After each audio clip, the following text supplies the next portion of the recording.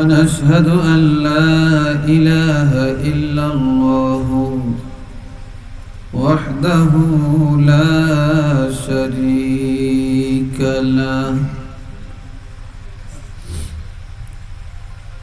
ونشهد أن سيدنا وسندنا ونبينا وشفيعنا وحبيبنا وطبيبنا ورسولنا ورؤوفنا ورحيمنا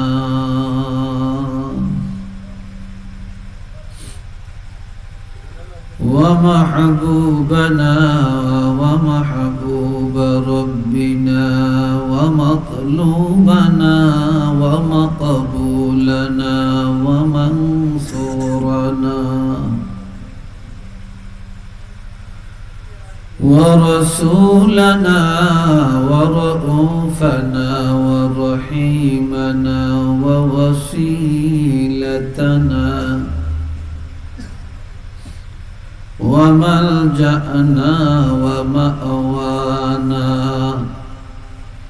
وأولانا ومولانا محمدا عبده ورسوله صلى الله عليه وسلم الذي أرسله بالحق بشيرا ونذيرا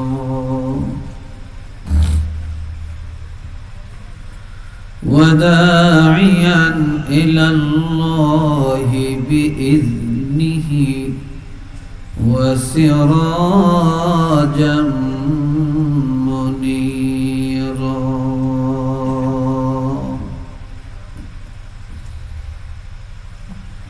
أما بعد فأعوذ بالله من الشيطان الرجيم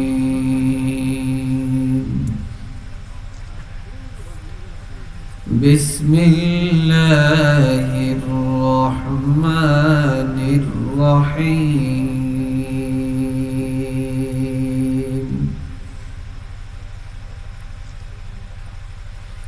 يا أيها الذين آمنوا لا تدخلوا بيوتا غير بيوتكم حتى تستأنسوا وتسلموا على أهلها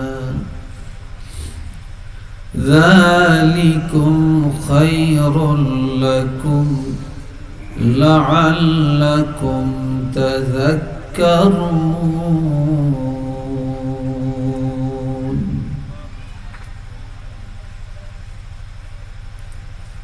صدق الله العظيم وصدق رسوله النبي الكريم إن الله وملائكته يصلون على النبي يا أيها الذين آمنوا صلوا عليه وسلموا تسليما صلى الله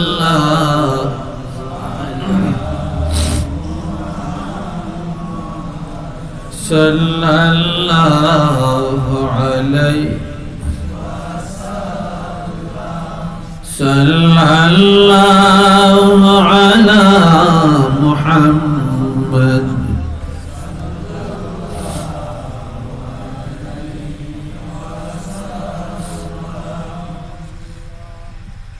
আপনারা খুব দুর্বল মনে হইতেছে, খুব খিদা লাগছে মনে হয়। সিন্নি খান না এখন? কে জানি বলছে দিচ্ছে না। ভালোই তো বলছে। আর একটু মহব্বতে, আর একটু উচ্চ আওয়াজে মদিনার সাথে মনটা লাগিয়ে প্রেম ভালোবাসা দিয়ে আমরা দুরূদ শরীফ পড়ব। দুরূদ শরীফ সবচেয়ে মাকবুল ইবাদত। তেলাওয়াত করতে যতটুকু সময় লাগে, কবুল হতে ততটুকু সময় লাগে না। দুরূদ শরীফ তেলাওয়াত করার সাথে সাথে মদিনায় পৌঁছে যায়, ফেরেশতারা পৌঁছে দেয় মুহূর্তের মধ্যে। কে তেলাওয়াত করলেন, আপনার নাম কি, বাপের নাম কি, বংশের নাম কি, পুরাটা বায়োডাটা মদিনায় চলে যায়। আপনারা বসেন না কেন? এই কর্নারে যারা দাঁড়িয়ে আছেন, আল্লাহর ওয়াস্তে আসছেন, একটু বসেন।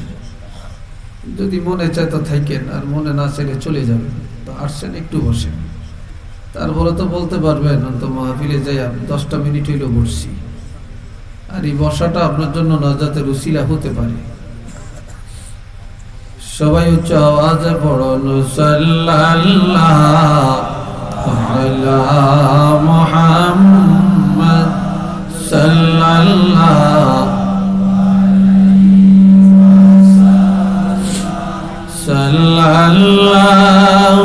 আলা মুহাম্মদ সাল্লাল্লাহু।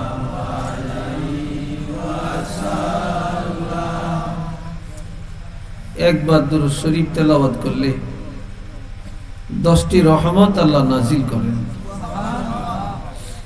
10টি গুনাহ আল্লাহ পাক মাফ করে দেন, 10টি সম্মান বৃদ্ধি করে দেন।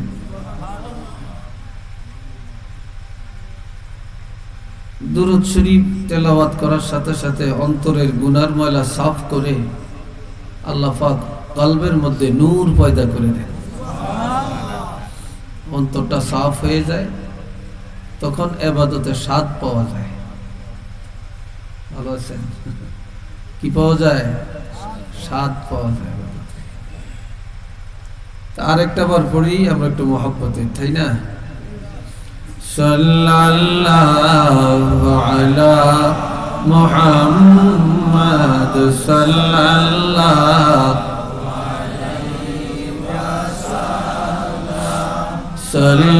সাল্লাল্লাহু আলা মুহাম্মদ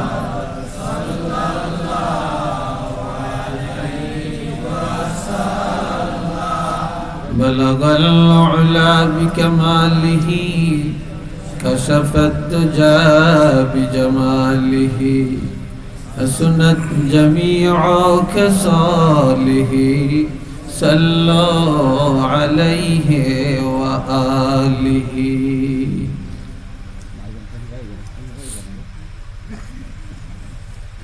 আজকে এই জায়ফরপুর জামে মসজিদের মাঠে শানে গাউসিয়া ইসলামী যুব সংঘ জায়ফরপুর গোয়ালা বাজারের উদ্যোগে 19তম বার্ষিক ওয়াজ ও দোয়ার মাহফিলের সম্মানিত সভাপতি, এলাকার সর্বজন স্বীকৃত শ্রদ্ধেয় বিশিষ্ট আলেমী দ্বীন ওস্তাদুল উলামা, অধ্যক্ষ আলহাজ হযরত মাওলানা আমিরুল ইসলাম সাহেব, সম্মানিত প্রিন্সিপাল হযরত শাহজালাল রহমতুল্লাহি আলাইহি ফাজিল মাদ্রাসা, প্রস্তাবিত কামিল মাদ্রাসা। আজকে আরেকজন সভাপতি, যিনি আপনাদের সকলেরই মনের মানুষ, হৃদয়ের স্পন্দন, এলাকার সর্বজন স্বীকৃত শ্রদ্ধার পাত্র আলহাজ হযরত মাওলানা আব্দুল মতিন গজনবী সাহেব, সম্মানিত সুপার হযরত শাহ সুলেমান করণী রহমতুল্লাহি আলাইহি দাখিল মাদ্রাসা করণশী, মোতাল্লি জায়ফরপুর জামে মসজিদ, আজকের প্রধান অতিথি উপমহাদেশের প্রখ্যাত আল্লাহর অলি কুলের শিরোমণি আল্লামা সাহেব কাবলা ফুলতলি রহমতুল্লাহ আলাইহি উত্তরসূরি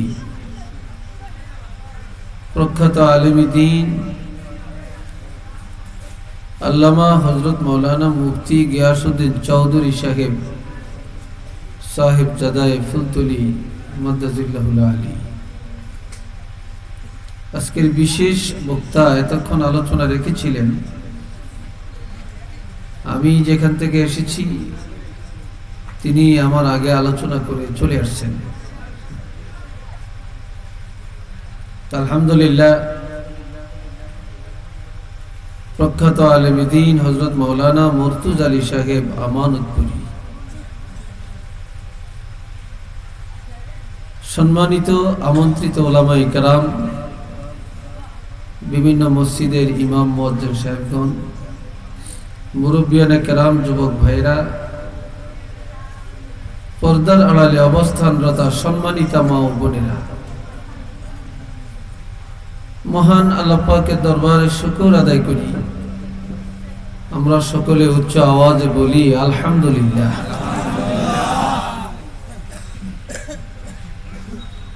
আলহামদুলিল্লাহ বলতে অনেকের কাছেই মনে কষ্ট হয়েছে। আল্লাহ পাকের নিয়ামতের শুকর আদায় করার জন্য কেউ যদি একবার বলে আলহামদুলিল্লাহ, সাথে সাথে আল্লাহ পাক তার জন্য 8টি জান্নাতের দরজা খুলে দেন। এই শানে গাউসিয়া মাহফিলটা এটা এলাকাবাসীর জন্য একটা নিয়ামত। কি বলেন আপনারা? এলাকায় একজন আলেম থাকা ওই এলাকার জন্য একটা নিয়ামত।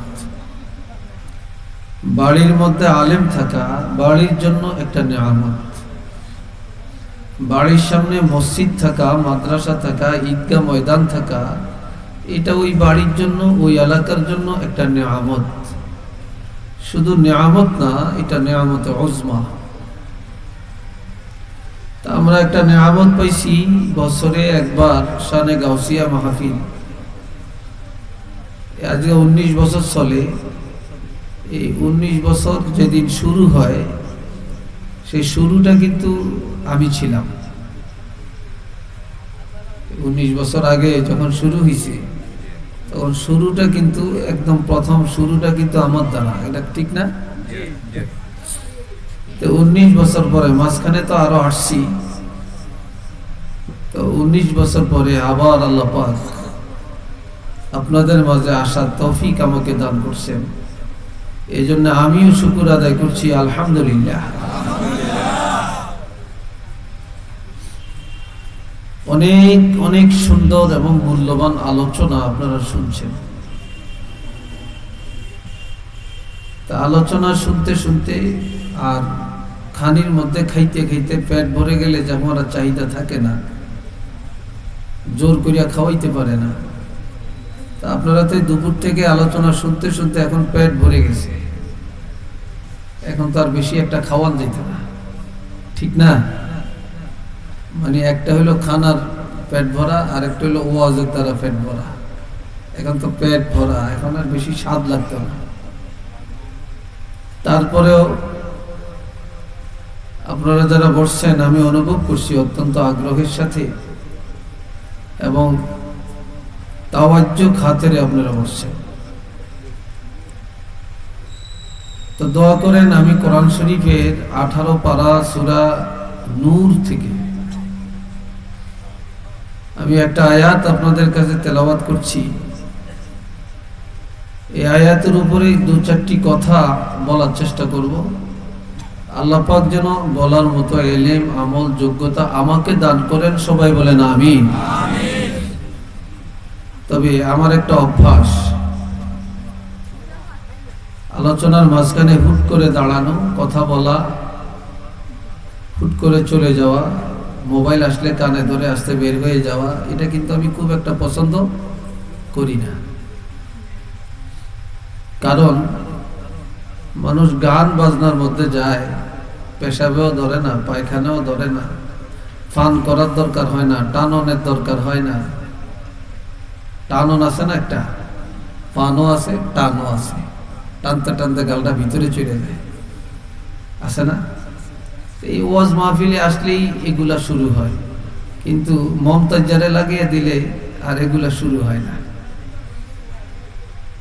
মমতাজা বুঝেননি আপনারা? হ্যাঁ, আমি একবার নোয়াখালী ফেনীতে এক প্রোগ্রামে গেছিলাম।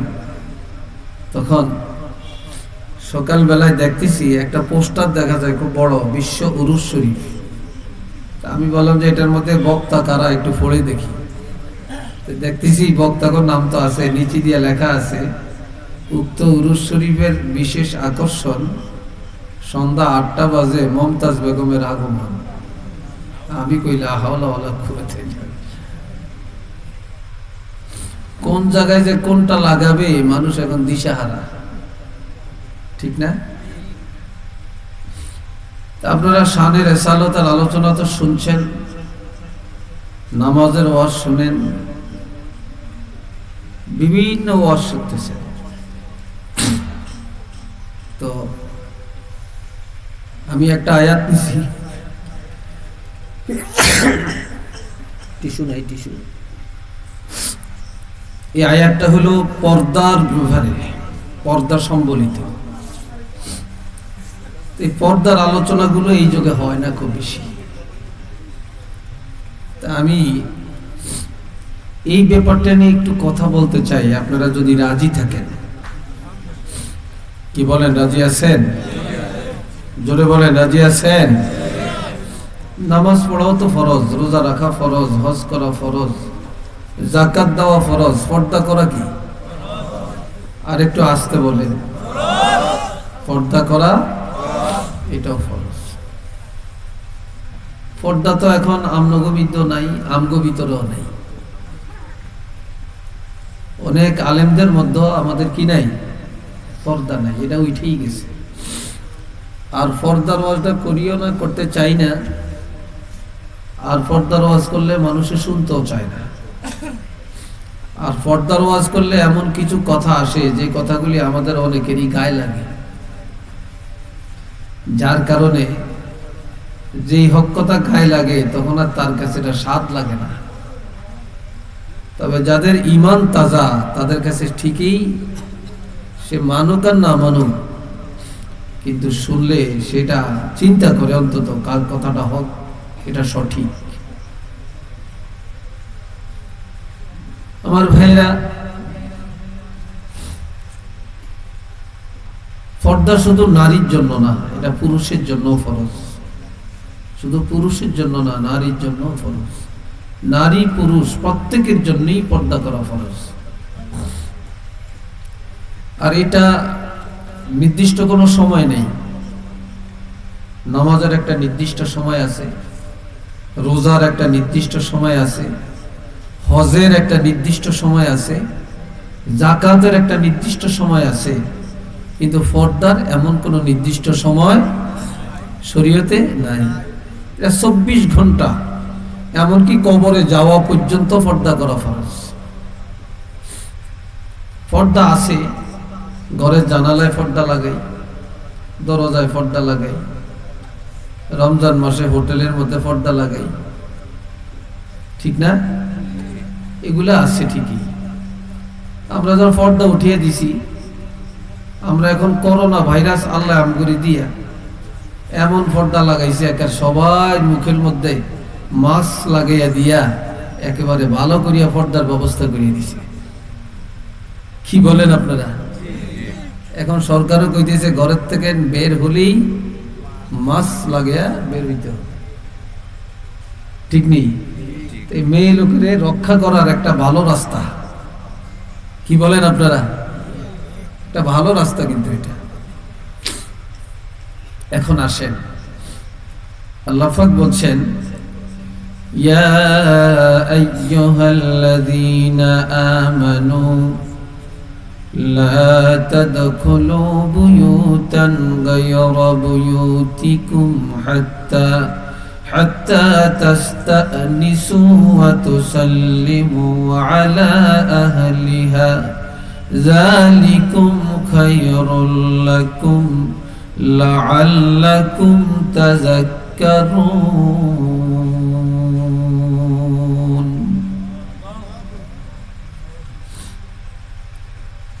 আল্লাহ পাক বলেন, হে দুনিয়ার ঈমানদারগণ,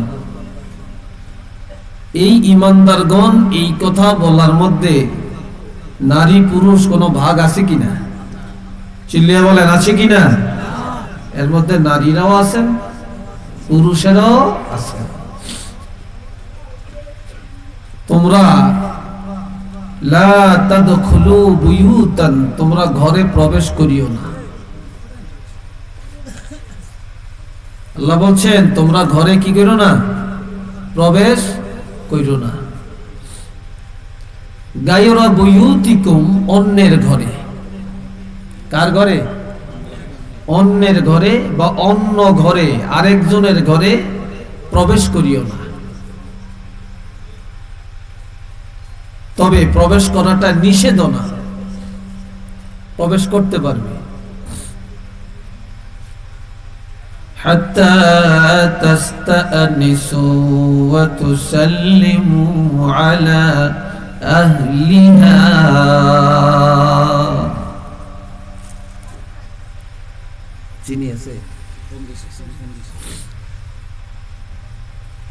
ঘরে প্রবেশ করা নিষেধ না, প্রবেশ করতে পারবে সালামের বিনিময়ে অথবা অনুমতি সাপেক্ষে। কি সাপেক্ষে? চিল্লিয়ে বলেন, কি সাপেক্ষে? অনুমতি সাপেক্ষে ওই ঘরে বা অন্য ঘরে প্রবেশ করা নিষেধ না, প্রবেশ করা যাবে। যালিকুম খায়রুল লাকুম, এটা তোমাদের জন্য অতি উত্তম। এই বিধানটা মুমিনের জন্য অতি উত্তম একটা বিধান।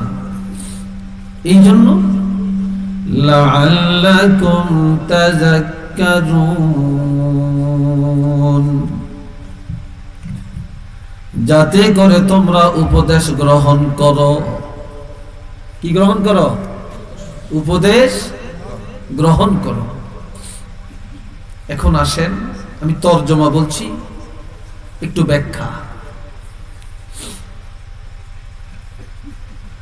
আমার আল্লাহ বলছেন, ঈমানদারেরা তোমরা ঘরে প্রবেশ করিও না। সেটা যদি তোমার বাপের ঘর হয়, সেটা যদি তোমার চাচার ঘর হয়, তোমার মায়ের ঘর হয়, সেটা যদি তোমার ভাইয়ের ঘর হয়, সেটা কোনো প্রতিবেশীর ঘর যদি হয়, কোন পরিচিত অপরিচিত ব্যক্তির ঘর যদি হয়, তাহলে তোমরা অন্যের ঘরে অনুমতি ছাড়া প্রবেশ করিও না। কি ছাড়া? চিল্লিয়ে বলেন, কি ছাড়া? তাহলে অনুমতি সাপেক্ষে প্রবেশ করা যাবে, অনুমতি ছাড়া কারো ঘরে প্রবেশ করা যাবে না। এখন আসেন অনুমতি। আগে কি সালাম না অনুমতি? হ্যাঁ, আগে সালাম। এখানে তাফসীরে রুহুল বয়ানে আসছে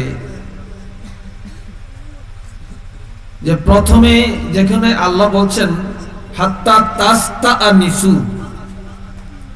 এর অর্থ হলো অনুমতি। এরপর হলো তুসাল্লিমু, সালাম। আগে অনুমতি, পরে কি? সালাম। সালাম দুই ভাগে বিভক্ত।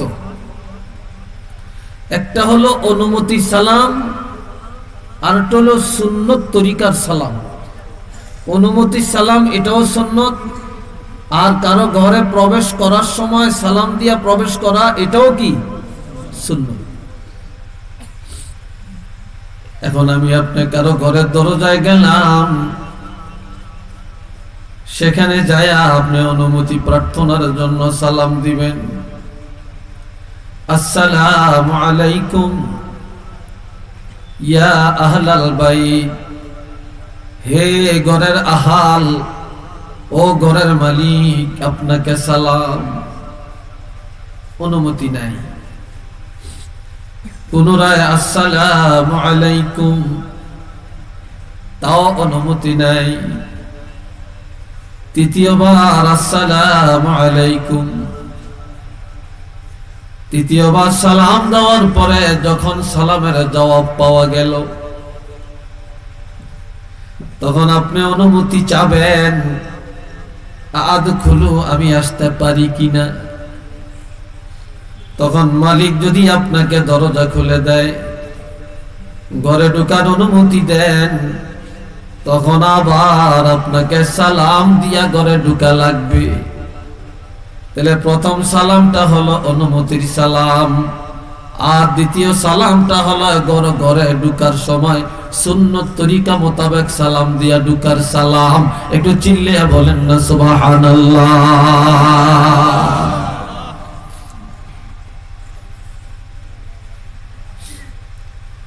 এখন আপনার প্রথমে ঘরের কাছে গিয়া যখন সালাম দিলেন, আবার যখন অনুমতি পায়া ঘরে ঢোকার সময় আপনি সালাম দিলেন, এখানে আপনি দুইটা সুন্নত আদায় করলেন। কয়টা? জোরে বলেন কয়টা? দুইটা সুন্নত আদায় করলেন। আর এই সুন্নত গুলা এখন জমিন থেকে আস্তে আস্তে বিতাড়িত হচ্ছে। আমাদের মধ্যে সুন্নত গুলো তালাশ করলে পাওয়া যায় না। আমার নবী বলেন, ক্বালা রাসূলুল্লাহি সাল্লাল্লাহু আলাইহি ওয়াসাল্লাম, মান তামাসসাকা বিসুন্নতি ইনদা ফাসাদি উম্মতি ফালাহু আজরু মিয়াতি শাহীদ। ফিতনা ফাসাদের জামানায়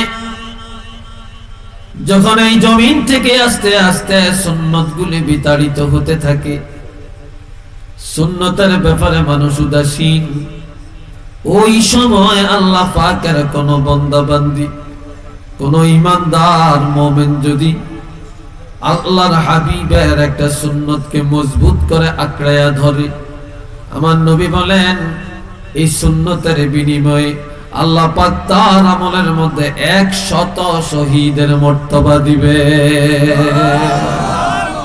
আরেকটু জোরে বলেন না,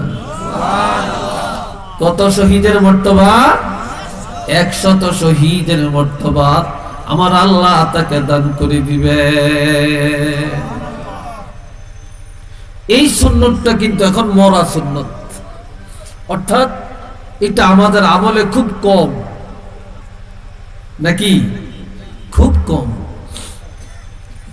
আমার নবী বলেছেন, ক্বালা রাসূলুল্লাহি সাল্লাল্লাহু আলাইহি ওয়াসাল্লাম, মান আহইয়া সুন্নতি ফাকাদ আহইয়ানি। যখন আমার সুন্নত এই জমিন থেকে আস্তে আস্তে মানুষের থেকে বিতাড়িত হয়ে যায়, সুন্নত লোপ পেয়ে যায়, এই লোপ পাওয়া সুন্নত, মরে যাওয়া সুন্নত যখন আমার উম্মতেরা পালন করে, অর্থাৎ এই সুন্নতকে যারা জিন্দা করলো, তারা যেন বা সে যেন আমি রাসূলুল্লাহকে তার কাছে জিন্দা রাখলো। সুন্নতকে জিন্দা করলো না, সে যেন আমি রাসূলকে জিন্দা করলো।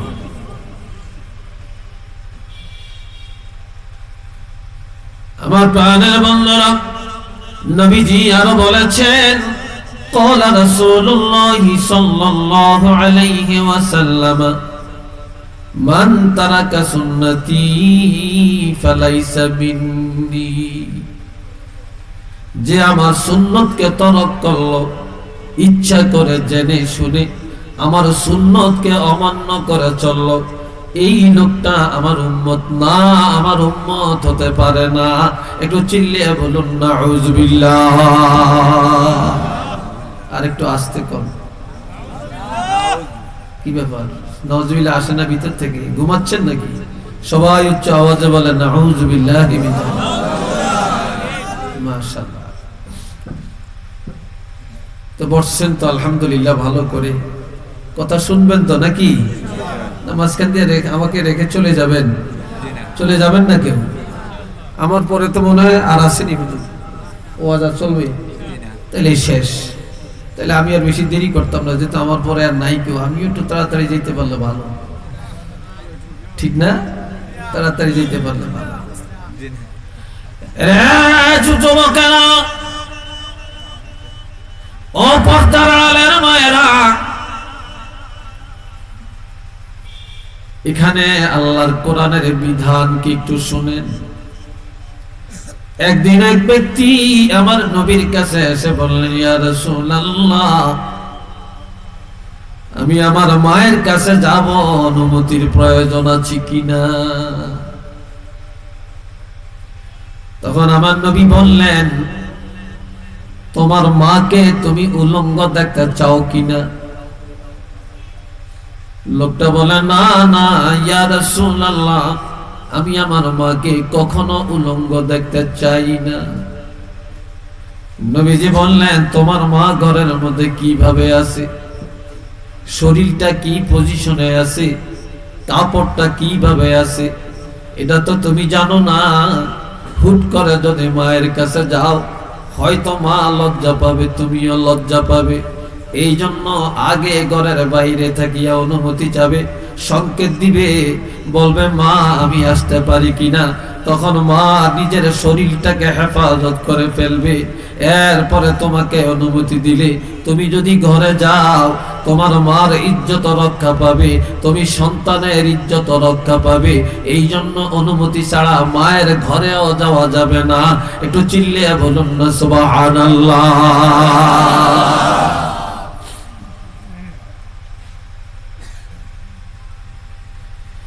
আমার পাহাড়ের বন্যা, তেমনি ভাবে মেয়ে যেই রুমে থাকে, বাপ অনুমতি ছাড়া সেখানে যাইতে পারবে না।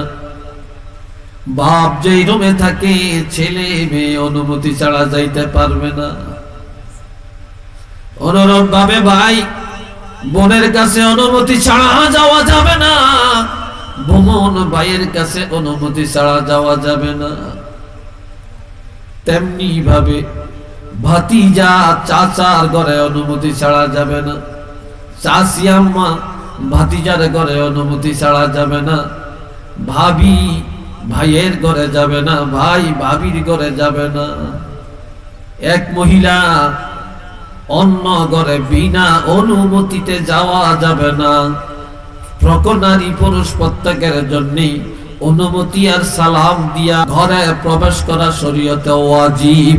একটু চিল্লিয়ে বলেন না সুবহানাল্লাহ।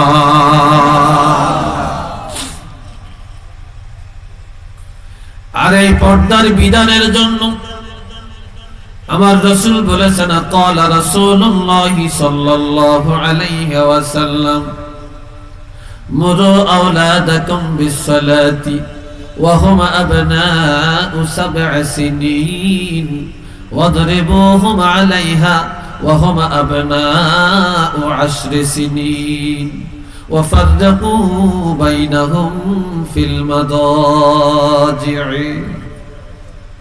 أو كما قال عليه الصلاة والسلام। আমার নবী ارشاد ফরমান, ও দুনিয়ার ইমানদার মুসলমানেরা, তোমাদের সন্তানগুলো যখন 7 বছর হবে, কত বছর? 7 বছর। তো জোরে বলেন না। 7 বছর বয়স হবে, তখন তাদেরকে তোমরা নামাজের হুকুম করবে, অর্থাৎ তাদেরকে নামাজের প্রশিক্ষণ দিবে। সাথে করে করে মসজিদে নিয়ে যাবে, নামাজে দাঁড়াইলে তাদেরকে পাশে দাঁড় করে দিবে,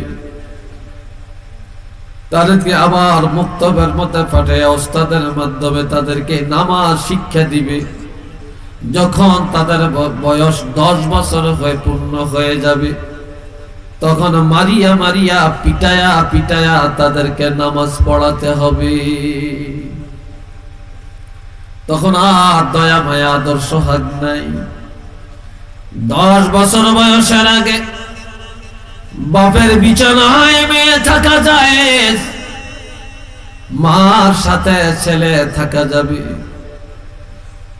ভাই বোন এক জায়গায় থাকা যাবে, দুই বোন এক জায়গায় থাকা যাবে, দুই ভাই এক জায়গায় থাকা যাবে, দুইটা যুবক এক বিছানায় এক চাদরের নিচে ঘুমানো যাবে, দুইটা শিশু বাচ্চা 10 বছরের আগে এক চাদরের নিচে ঘুমানো যাবে।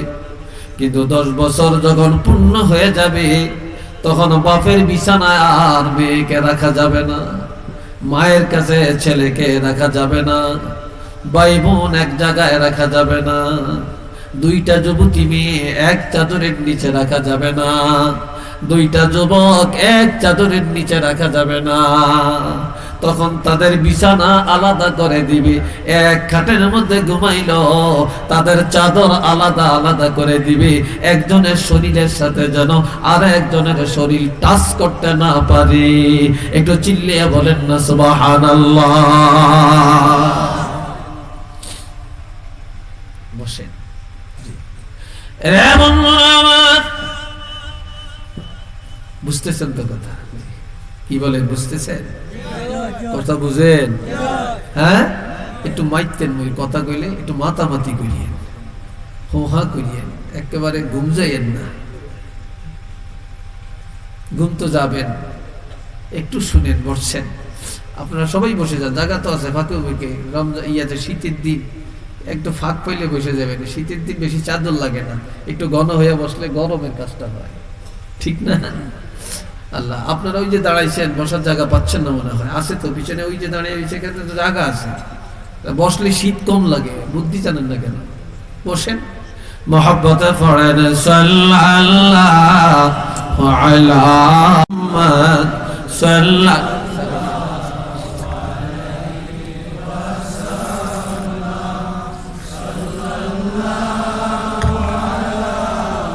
মুহাম্মদ সাল্লাল্লাহু আলাইহি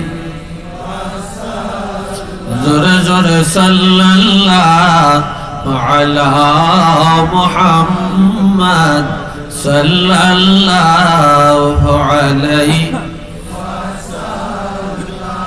সাল্লাল্লাহু আলা মুহাম্মদ সাল্লাল্লাহু।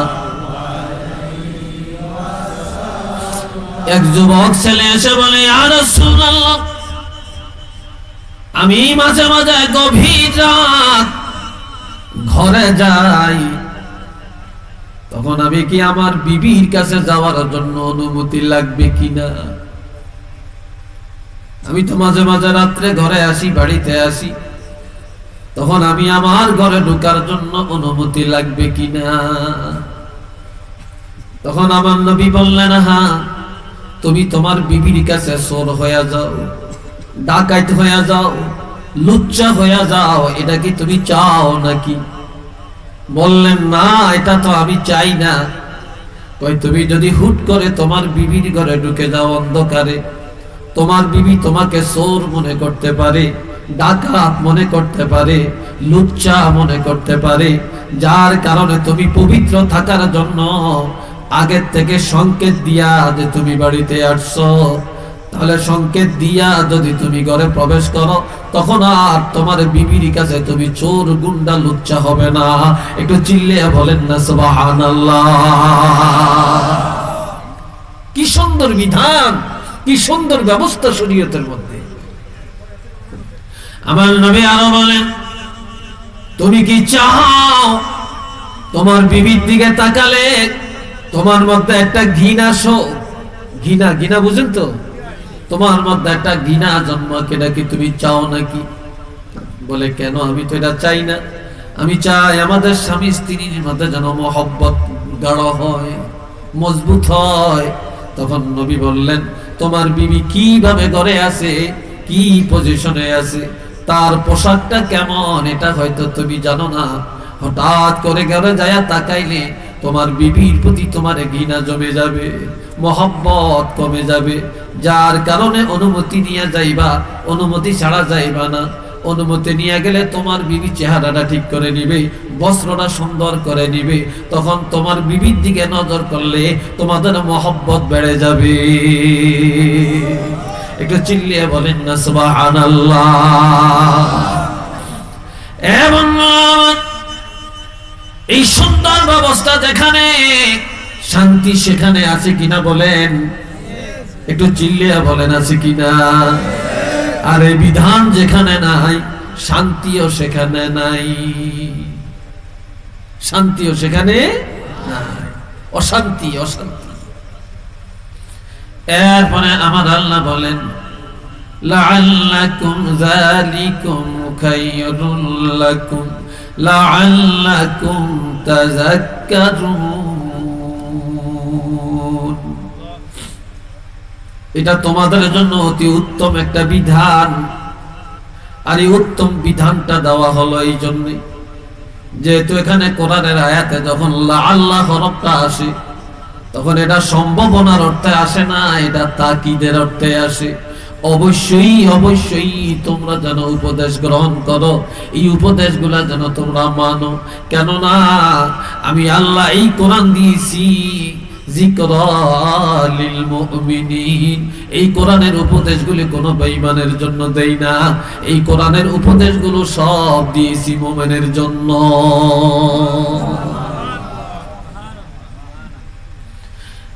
এরপরে আয়াতে আমার আল্লাহ বলেন বিসমিল্লাহির রহমানির রহিম فإن تجدوا فيها أحدا فلا تدخلوها حتى يؤذن لكم وإن قيل لكم ارجعوا فارجعوا هو أزكى لكم والله بما تعملون عليم। সবাই একবার উচ্চ আওয়াজে বলেন আল্লাহু আকবার।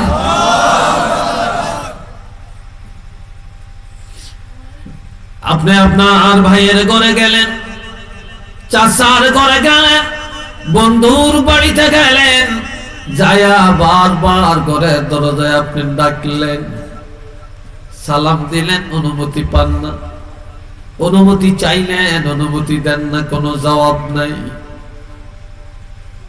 কোনো জবাব নাই। আমার ভাইয়েরা, হঠাৎ করে ঘরের দরজায় যায়া বারবার সালাম দেওয়ার পরেও যখন অনুমতি পাইলেন না, এবার আপনি বুঝতে পারলেন ঘরের মধ্যে কেউ নাই, ঘরের মধ্যে কেউ নাই। তখন আর আপনি জোর করে দরজা ফাঁক করে ঘরে ঢোকার চেষ্টা করবেন না, ঘরে ঢোকা যাবে না। দরজা জানালা দিয়া উকি ঝুঁকি মেরে ঘরের ভিতরে তাকানো যাবে না। আপনি ফিরে আসবেন, আর এই ফিরে আসাটার মধ্যে পবিত্রতা। অথবা ঘরের মধ্যে লোক আছে, স্বামী আছে, স্ত্রী আছে, পুরুষ আছে, নারী আছে, বারবার অনুমতি চাইলেন, অনুমতি পাওয়া গেল না। হঠাৎ করে ঘরের ভিতর থেকে আওয়াজ আসলো, কে রে ঘরের দরজায় দাঁড়িয়ে আছো, ফিরে যাও, ফিরে যাও। এই সময় ঘরে ঢোকার অনুমতি দিতে পারি না, ফিরে যাও। সাথে সাথে আমার আল্লাহ বলছেন ফারজিউ, ফারজিউ। এই ফাটা এখানে আসছে তাৎক্ষণিকের অর্থে, আর এক মুহূর্ত বিলম্ব করা যাবে না, এক মুহূর্ত বিলম্ব করা যাবে না, একটা মিনিটও বিলম্ব করা যাবে না। সাথে সাথে তোমরা সেই ঘরের দরজা থেকে ফিরে আসবে। এই ফিরে আসার মধ্যেই তোমাদের জন্য মহা পবিত্রতা আছে। একটু চিল্লে বলেন না সুবহানাল্লাহ। এখন অনেকে বলে, এই গেছিলাম যে গজনবী সাহেব বাড়িতে, বারবার অনুমতি চাইলাম, বা অমুক বাড়িতে গেলাম, অনুমতি চাইলাম, সারাদিন দেখা হয়, সালাম কালাম হয়, ভালোবাসা হয়, এক জায়গায় বসে চা খাই, গল্প করি। আর আজকে তার ঘরে গেলাম, বারবার অনুমতি চাইলাম, অনুমতি দিল না, এবং সে বলল ঘরের ভিতর থেকে ফিরে যাও। কি বলছে? ফিরে যাও। আর ফিরে আসলাম, সে একটা বড় লোক হইছে, সে তার মতের কত বড় লোক দেখছি, গুমান বাড়িয়ে গেছে, এখন অহংকার হয়ে গেছে, এই জাতীয় কোনো কথা বলার অবকাশ শরীয়তে আপনাকে দেয় নাই। যখন বলে ইরজিউ ফারজিউ, সাথে সাথে তোমরা সেখান থেকে ফিরে আসবে, একটা মুহূর্ত অপেক্ষা করা যাবে না। আর এই চলে আসার মধ্যে পবিত্রতা। আর যদি গাড়ুয়ামি করিয়া ঢুকো, তাহলে তোমার বিরুদ্ধে সে মামলা দিতে পারবে, তুমি ডাকাত, তুমি চোর, তুমি জিনাখোর, তোমাকে এইসব কেসে সাজাইয়া তোমাকে জেল খাওয়ানোর অধিকার তার আছে। কথা বুঝে আসছে কিনা? অধিকার তার আছে। শুধু এটাই না, আমার আল্লাহ বলেন যখন অনুমতি চাবে অনুমতি পাবে না, ঘরে ঢুকা যাবে না, হাত্তা ইউজানা লাকুম, ঢুকা যাবে অনুমতি সাপেক্ষে। অনুমতি যতক্ষণ পাওয়া যাবে না ততক্ষণ ওই ঘরের মধ্যে প্রবেশ করা যাবে না। আল্লাহ এরপরে আয়াতে আমার আল্লাহ বলেন লাইসা আলাইকুম জুনাহুন আন তাদখুলু বুয়ুতান গায়রা মাসকুনাতিন ফিহা মাতাউল লাকুম ওয়াল্লাহু ইয়ালামু মা তুবদুনা ওয়া মা তাকতুমুন। একটু চিল্লায়া উচ্চ আওয়াজে বলেন না আলহামদুলিল্লাহ। আরেকবার বলেন আলহামদুলিল্লাহ। মহব্বতে বলুন সাল্লাল্লাহ, জোরে জোরে সাল্লাল্লাহু আলাইহি ওয়াসাল্লাম, সাল্লাল্লাহু আলা মুহাম্মদ।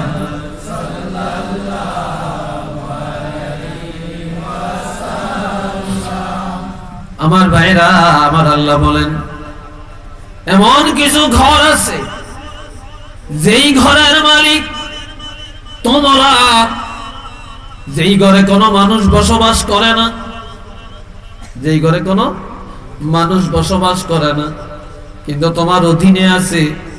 যেমন আপনার একটা গরু ঘর আর একটা আছে লাকড়ির ঘর, এটা আপনার অধীনে। আপনি ওই ঘরে যখন যাবেন অনুমতির দরকার নাই। আপনার বাড়িতে বিশাল একটা বিল্ডিং, দোতলা বিল্ডিং, এটার মধ্যে 10টা রুম আছে, 2টা রুম আপনি ব্যবহার করেন, আর 8টা রুমের তালা চাবি আপনার কাছে। বাকি সবগুলো রুমের মধ্যে আপনাদের আসবাবপত্র, ভোগ বিলাসের বস্তু আছে, খাট আছে, সোফা আছে, আলমারি আছে, ফ্রিজ আছে, এবং দামি দামি আসবাবপত্র ঘরের মধ্যে আছে। কিন্তু ওই ঘরে, ওই রুমে আপনি বসবাস করেন না। ওই ঘরের চাবি আপনার হাতে আছে, কিন্তু আপনি যখন চাবি দিয়া তালা খুলে রুমে যাবেন, যেহেতু আপনার আসবাবপত্র, এটা আপনার ঘর, সেখানে যাওয়ার জন্য কারো অনুমতির দরকার নাই। সেখানে যাইতে হলে অনুমতির দরকার নাই। আপনার পাক ঘর, আপনার বিবি পাক করে, সেখানে যাওয়ার জন্য অনুমতির দরকার নাই।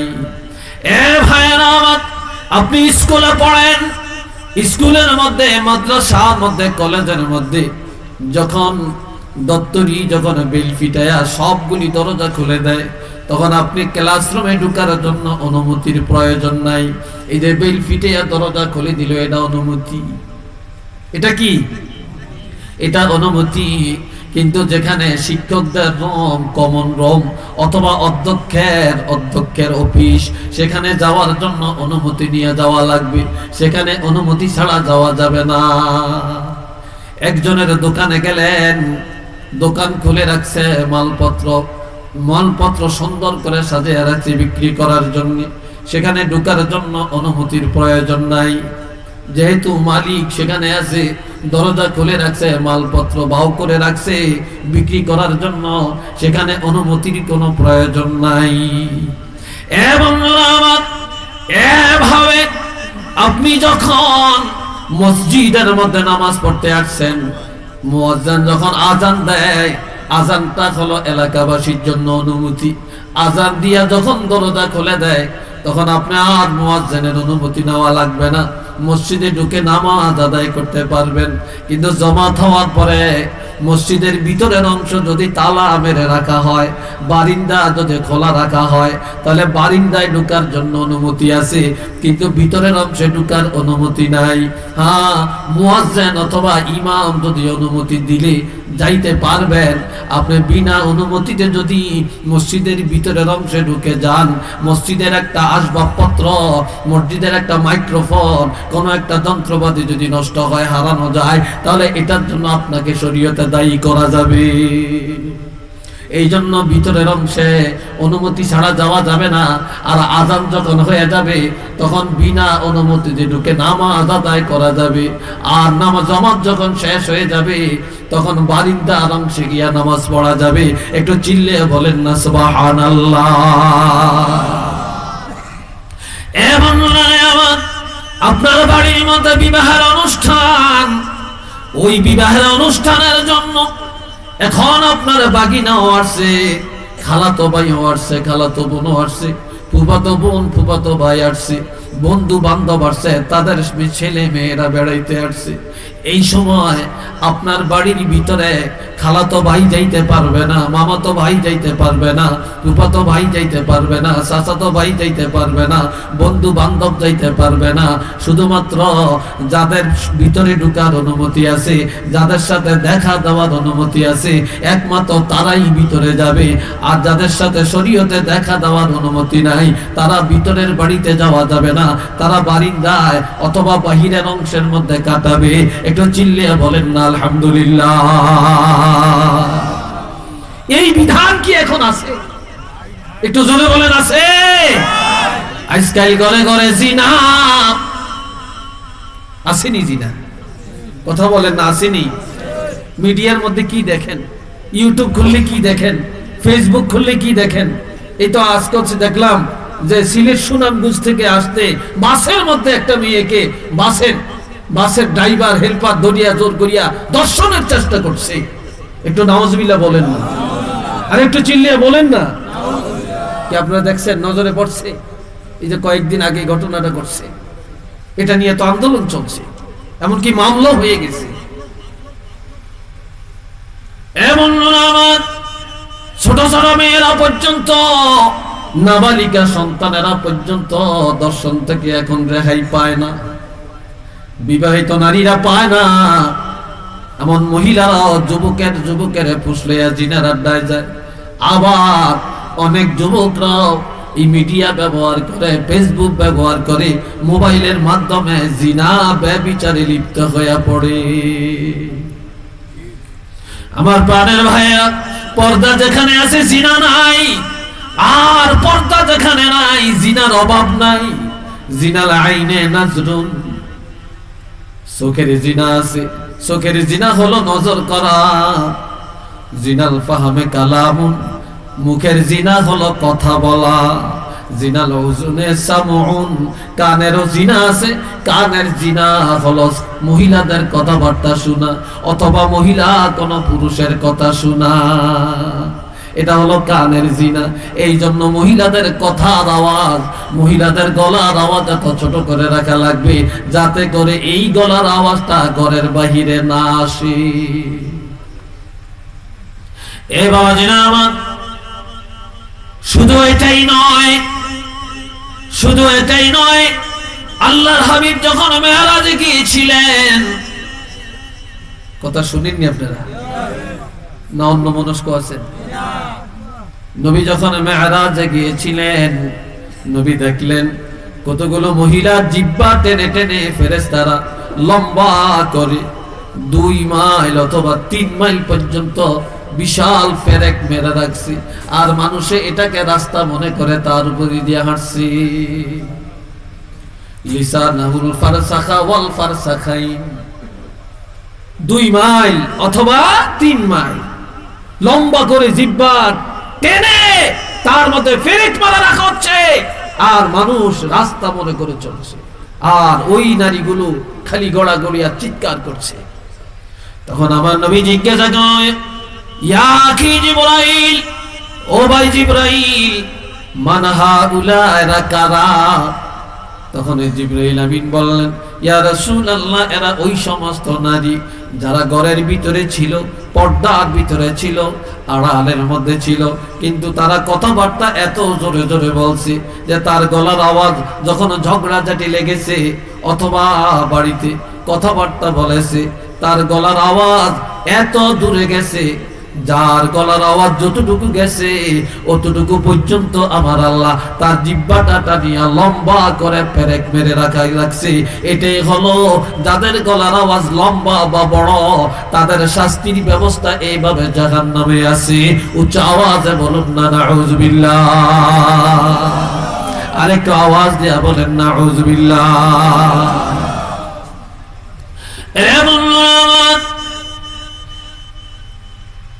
আজকাল মানুষ মনে করে চেয়ারম্যান সাহেবের মেয়েটা হলে মনে হয় অনেক ভদ্র হবে, হুজুরের মেয়েটা মনে হয় অনেক ভদ্র, শিল্পপতির মেয়েটা মনে হয় অনেক ভদ্র, লন্ডনী সাহেবের বিবি মনে হয় অনেক ভদ্র, প্রাঞ্চলার বিবি অনেক ভদ্র, কুটিপতির বিবি অনেক ভদ্র, ওই পাটোয়ারি বংশের মেয়েটা, চৌধুরী বংশের মেয়েটা মনে হয় অনেক ভদ্র।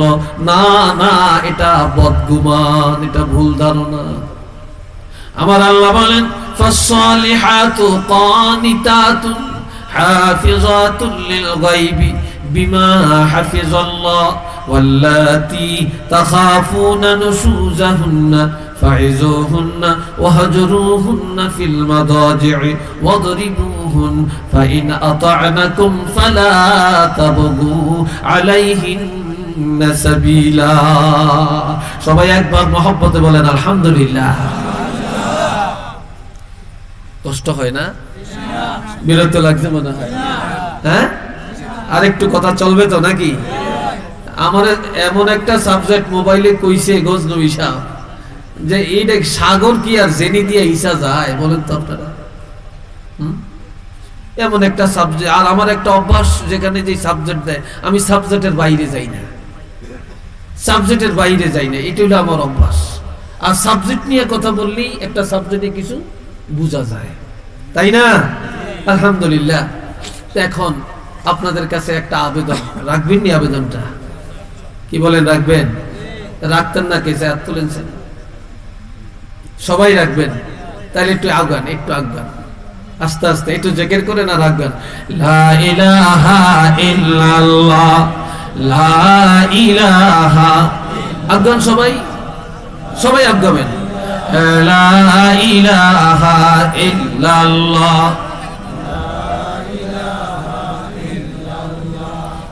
লা ইলাহা।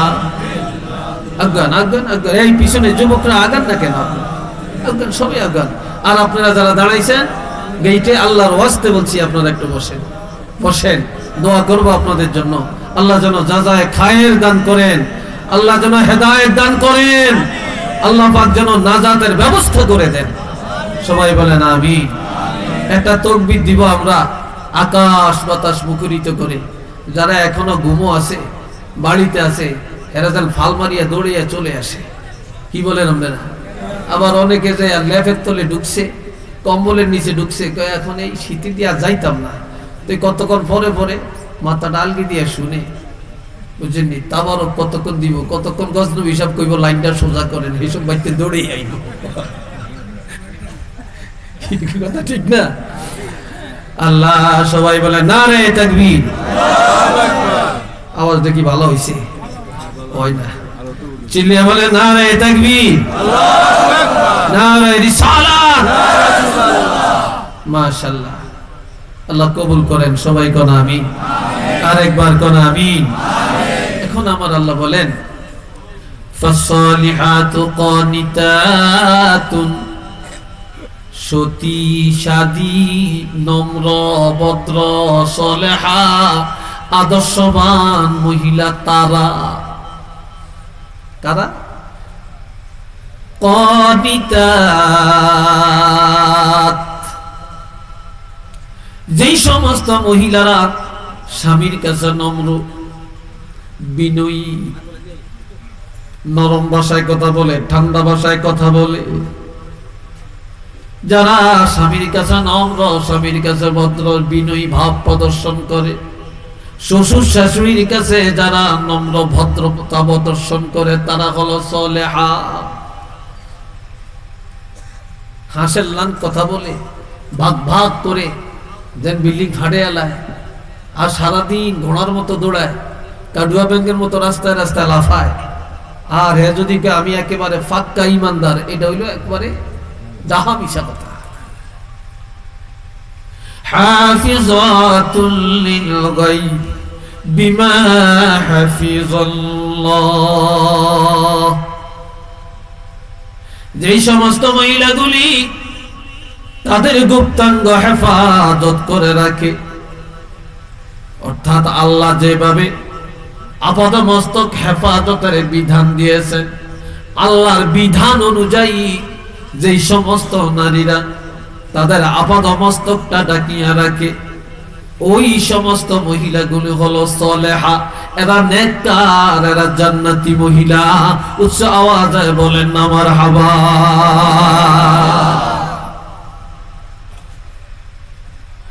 আমার প্রাণের বন্ধুরা,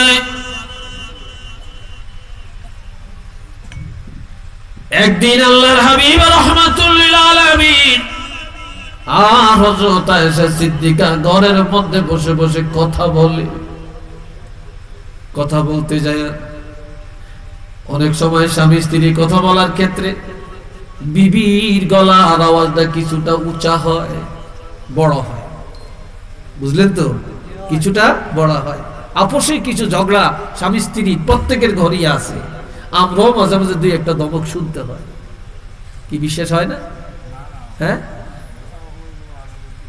আর মহিলার সদাইটা যদি না নেন, দেখবেন মেজাজ গরম। কোথায় যাবেন? যান গোয়ালা বাজারে, বাজার খরচ নিয়ে আসেন, সংসার খরচ কিনে আনেন, হলুদ আনেন, মরিচ আনেন, ডাল আনেন, তৈল আনবেন, চাউল আনবেন, তরকারি আনবেন, গোশত আনবেন, সব আনবেন। আর শীতকালে দেখেন না, আমার জাম্পারটা পুরানো হয়ে গেছে 2 বছর আগে, একটা ভালো দোকানের থেকে হাইফাই একটা জাম্পার আমার জন্য আনবেন। বাজারে গেলেন, তৈল কিনলেন, মাছ কিনলেন, ডাল কিনলেন, হলুদ কিনলেন, মরিচ কিনলেন, তরকারি কিনলেন, সব ব্যাগ পুরায় বাড়িতে আসলেন। বেগম ব্যাগ দেখিয়া তরকারি খুলিয়া সব পাইল। এবার বলে আমার জাম্পারটা কোথায়? কয় বাজার করতে করতে পকেটের টাকা শেষ, তোমার জাম্পার আর কিনতে পারি না। এই কথা যদি বলেন, দেখবেন তার মাথার মধ্যে 449 শুরু হয়ে গেছে। বলবে হ্যাঁ আপনার সবকিছু চলে, আর আমারটার কাছে আসলে আপনার টাকার উপরে ঠাডা পড়ে, ঠিক নেই? বলেন এরকম, তখন আর মহিলা সহ্য। এই ক্ষেত্রে আপনাকে কৌশল অবলম্বন করা লাগবে। মিথ্যা বলা যায় যে নাই। যদি আপনার বিবিকে সান্ত্বনা দেওয়ার জন্য কিছু সত্য গোপন করে কথা যদি ঘুরাইয়া বলেন, সংসারে ঝগড়া যেন না হয়, মন যেন খারাপ না হয়, এই জন্য কৌশল অবলম্বন করে কিছু মিথ্যার আশ্রয় নেওয়া শরীয়তে যায়। বুঝলেননি? 2 ভাই ঝগড়া লাগছে, কেউ মিটাতে পারে না, 2 জনের গোপন কথা শালিশ জানেন, উভয়ে আপনাকে দাওয়াত দিছি 2 ভাইয়ের মধ্যে মিটাইয়া দেওয়ার জন্য। এখন আপনি যদি সত্য কথা বলেন, মিটানো যাবে না, 2 মুসলমানের মধ্যে মিটানো যায় না। এখন যদি আপনি এই সময় কিছু সত্য গোপন করে সাময়িক কিছু মিথ্যার আশ্রয় নিয়ে 2 মুসলমানের মধ্যে যদি দ্বন্দ্ব মিটাইয়া দিতে পারেন, এটা শরীয়তে জায়েজ। সুবহানাল্লাহ কোন না? এটা শরীয়তে কি? এটা শরীয়তে জায়েজ। এই ছাড়া জায়েজের কোনো বিধান নাই। আমার ভাইরা, এখন আমার আল্লাহ বলেন, এই মহিলারা সতী সাধী নারী, তারা জান্নাতি মহিলা। তারা সে গরিবের মেয়ে হলেও জান্নাতে যাবে, ধনীর মেয়ে হলেও জান্নাতে যাবে, লন্ডন হিসাবের বিবি হলেও জান্নাতে যাবে, হুজুরের বিবি হলেও জান্নাতে যাবে, মুরুক্ষীর বিবি হলেও জান্নাতে যাবে, ব্যবসায়ীর বিবি হলেও জান্নাতে যাবে। বিবি যদি আল্লাহর দেওয়া বিধান, যেভাবে আল্লাহ পর্দার বিধান শরীয়তে জারি করেছেন, আপাদমস্তক এবং লজ্জাস্থানে হেফাজতের বিধান দিয়েছেন। মহিলা যদি তার জীবনের চলার ক্ষেত্রে, উঠা বসার ক্ষেত্রে, দাম্পত্য জীবনে, কর্মজীবনে সব সময় যদি এই বিধানগুলো কার্যকর করে, তাহলে আমার আল্লাহ বলছেন এই মেয়ে লোকটি হলো 1 নম্বরের সলেহা। একটু চিল্লে বলেন না সুবহানাল্লাহ।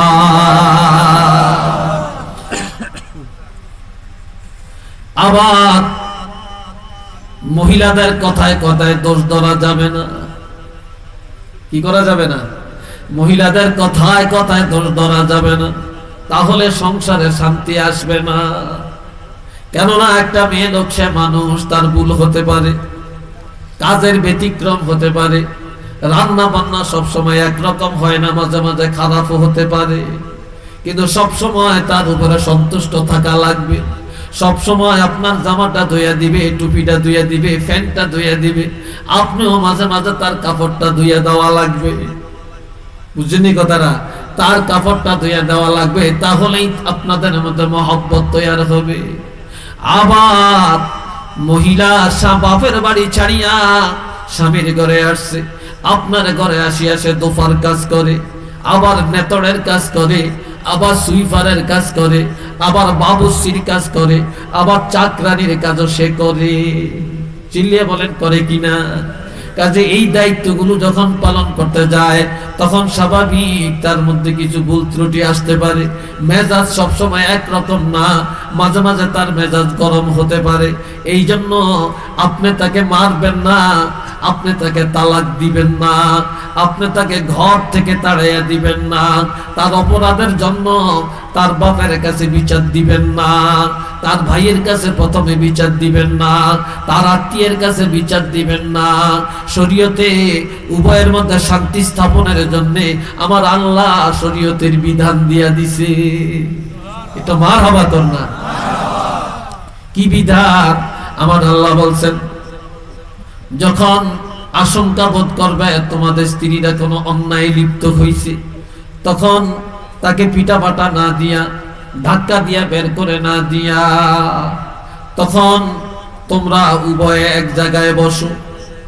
1 নম্বরের উপদেশ আল্লাহ করলেন ফাইজুহুন্না, যে তুমি বা তোমরা পুরুষেরা তোমাদের স্ত্রীদেরকে উপদেশ দাও, নসিহত করো।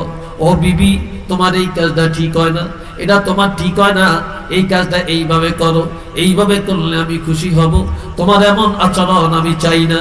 আমার বাপের সাথে তুমি এটা কেন করলা, আমার মায়ের সাথে এটা কেন করলা, আমার ভাইয়ের সাথে আচরণ কেন করলা, তোমার বিহেভ এত খারাপ কেন?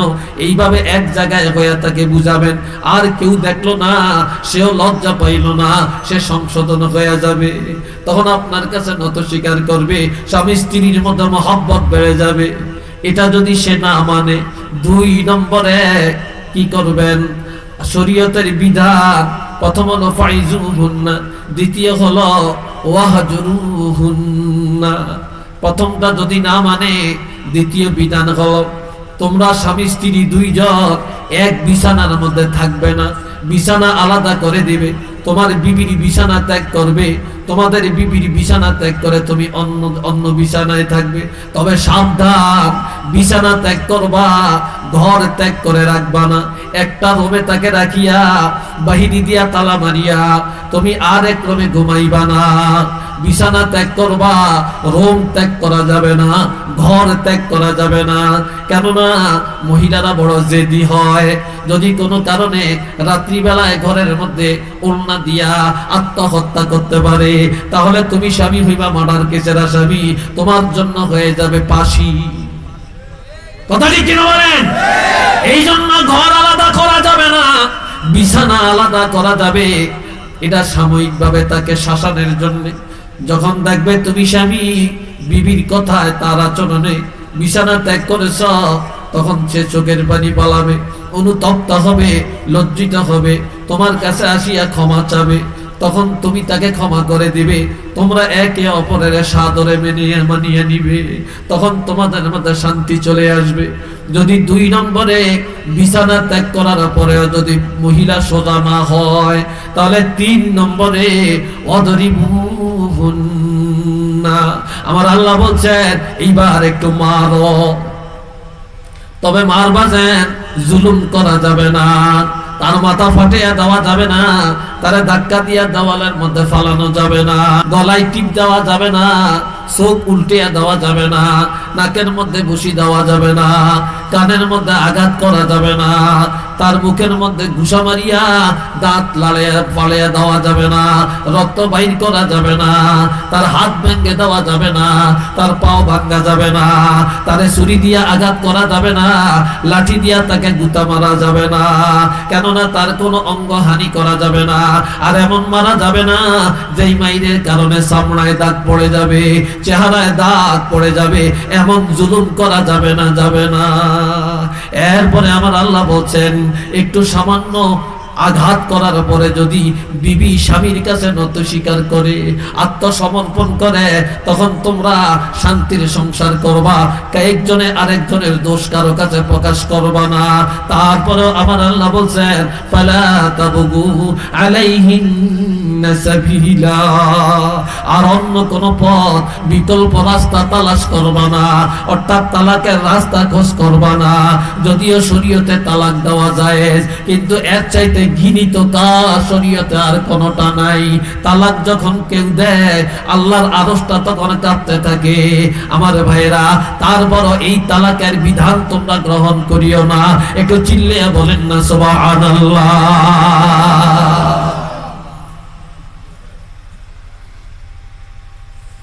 কষ্ট হইতেছে যুবকরা, কষ্ট হইতেছে।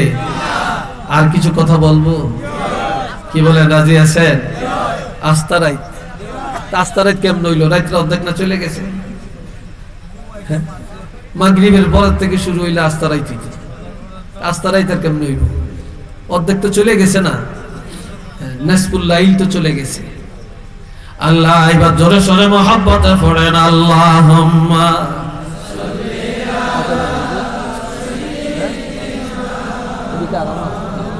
পানি আছে, খাওয়ার পানি। وعلى آل سيدنا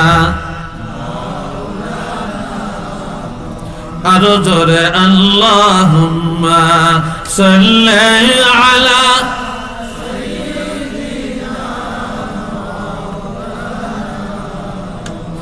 وعلى آل سيدنا। এবার আয়াতের শেষ কথা হলো আল্লাহু ইয়ালামু বিমা মা তুবদুনা ওয়া মা তাকতুমুন। আমার আল্লাহ বলেন, ও দুনিয়ার মুসলমানেরা, তোমরা যে একজনের বাড়িতে গেলা, তুমি কি উদ্দেশ্যে গেছো? তোমার মনের উদ্দেশ্যটা কি? এটা হয়তো এলাকার মানুষে জানে না, বাড়িওয়ালা জানে না, তবে আমার আল্লাহর কাছে কোনো কিছু গোপন নাই। আল্লাহ তোমাদের গোপনীয় খবরও জানেন এবং প্রকাশ্যের খবরও আমার আল্লাহ জানেন। চিল্লিয়া কর, জানেন কিনা? আরেকবার বলেন না, জানেন কিনা? তুই বলতেছিলাম হযরত আবু বকর, আল্লাহর হাবিব আর হযরত আয়েশা কথা বলতেছিলেন। কি বলতেছিলেন? তাই আয়েশার আওয়াজটা কি হয়েছে? বলেন না, কি হয়েছে? কি ফুলা হইন্দিনে কথা কয় না, কি রে, কি হয়েছে? বড় হয়েছে। তা এই সময় হযরত আবু বকর সিদ্দিক রাদিয়াল্লাহু ঘরে আসছেন। হযরত আবু বকর নবীর ঘরে আসছেন। আয়েশা দেখতেছে, হযরত আয়েশা কথা বলতেছেন, তবে নবীর চাইতে আয়েশার গলার আওয়াজ মোটা, বড়, উচ্চ। সিদ্দিক আকবর রাগ করছেন। রাগ করিয়া হযরত আয়েশাকে বললেন, আয়েশা,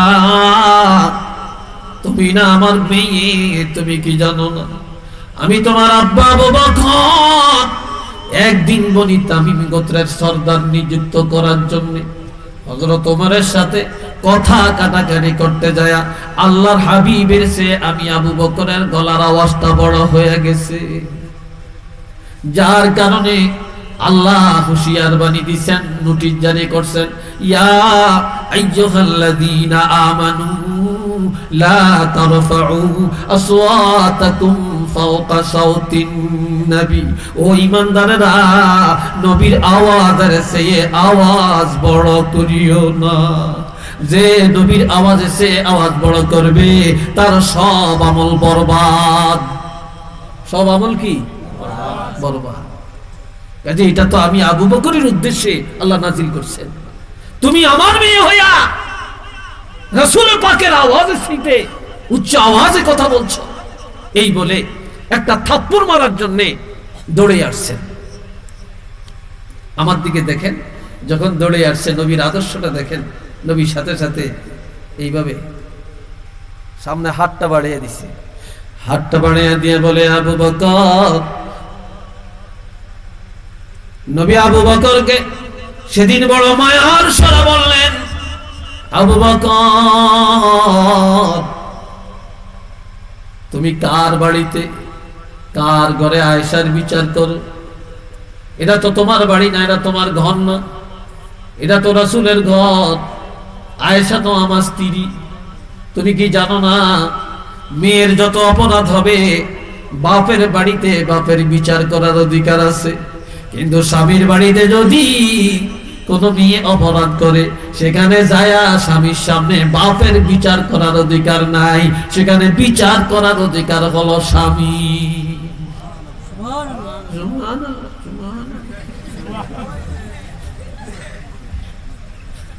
আপনারা বুঝি এই ওয়াজ ভাই যে কাজে লাগাইবেন, এরকম না এই ধরে সুবহানাল্লাহ দিয়ে এটা বলেন না সুবহানাল্লাহ। এই সুবহানাল্লাহ এতক্ষণ আসিল কি? হায় হায়, বখিলি আর কত করবেন, কত করবেন আর বখিলি। আল্লাহ আমার বাবাজিরা তখন আর সিদ্দিক একবার বিচার করতে না পেরে মনের ব্যথায় চলে গেলেন। 3 দিন ঘরে আসেন না। কয়দিন? 3 দিন আর নবীর ঘরে আসে না। 3 দিন এই আসতে কথা কেন, 3 দিন পরে আর মনে মানে না। 3 দিন পর আবার নবীর হুজরার কাছে এসে দাঁড়ালেন। এবার শুনতেছেন নবী কথা বলে আয়েশা জবাব দেন, আয়েশা কথা বলে নবী জবাব দেন, নবী কথা বলে আয়েশা জবাব দেন। তবে আজকে দুইজনের আলাপ আলোচনার মধ্যে হযরত আয়েশা সিদ্দিকার আলোচনা বা গলার আওয়াজ নরম এবং নিচু।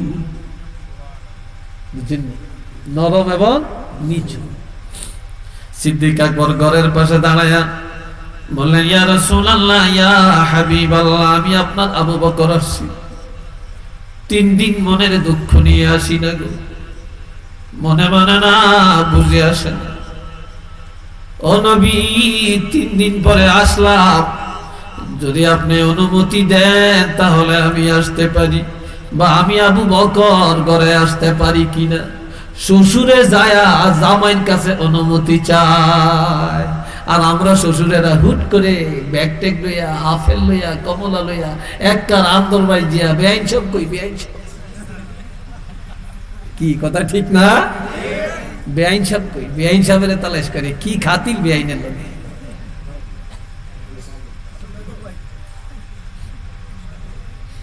বন্ধুরা আমার, সিদ্দিক আকবর যখন অনুমতি চাইলেন, আল্লাহর হাবিব তাড়াতাড়ি করে এসে দরজাটা খুলে দেন।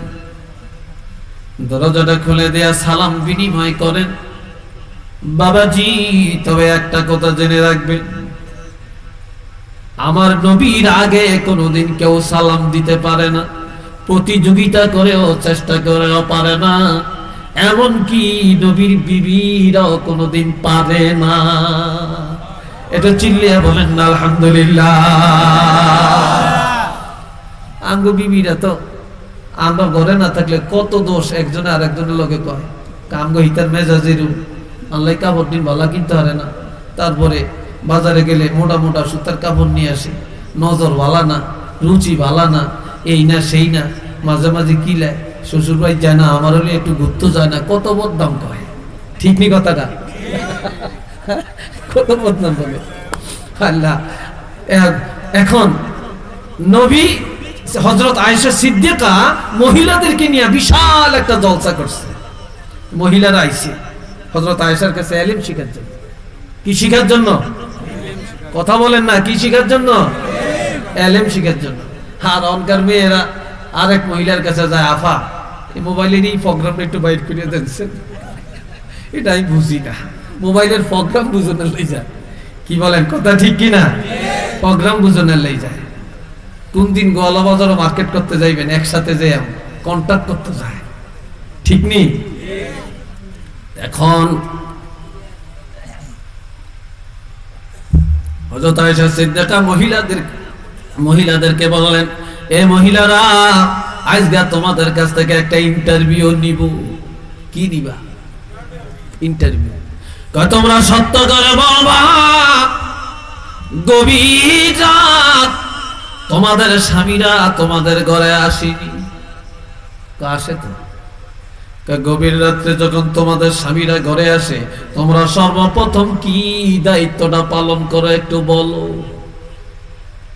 মহিলারা বলে, আমাদের স্বামী গভীর রাত্রে যখন বাড়িতে আসে, গোয়ালা বাজারের দোকানপাট বন্ধ করে আসতে আসতে যখন রাত্র অনেক হয়ে যায়, আমরা ঘুমিয়ে থাকি, তখন স্বামী এসে যখন দরজায় ডাক দেয়, তখন সর্বপ্রথম আমরা ঘরের বাতি জ্বালাই। কি করি? সর্বপ্রথম ঘরের মধ্যে বাতি জ্বালাই। হযরত আয়েশা কেলা হাসে। আফা আপনি হাসেন কেন? আপনি হাসেন কেন? কয় তোমাদের স্বামী আর আমার স্বামী এক না।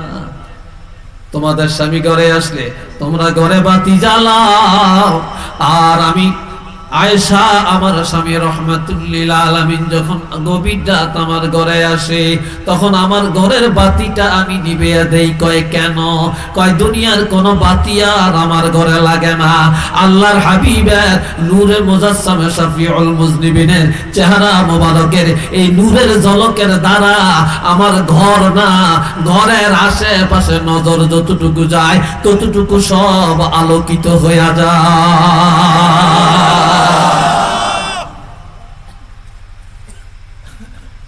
সব আলোকিত হয়ে যায়।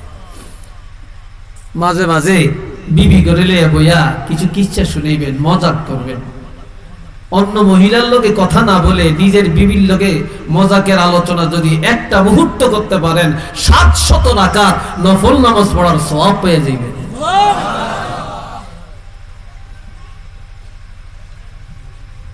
আল্লাহ, হরের মাইয়া হলা বেগের তেনি ভালো লাগে, নিজেরটা ভালো লাগে না। হ্যাঁ, নাউজুবিল্লাহ বলতেন না?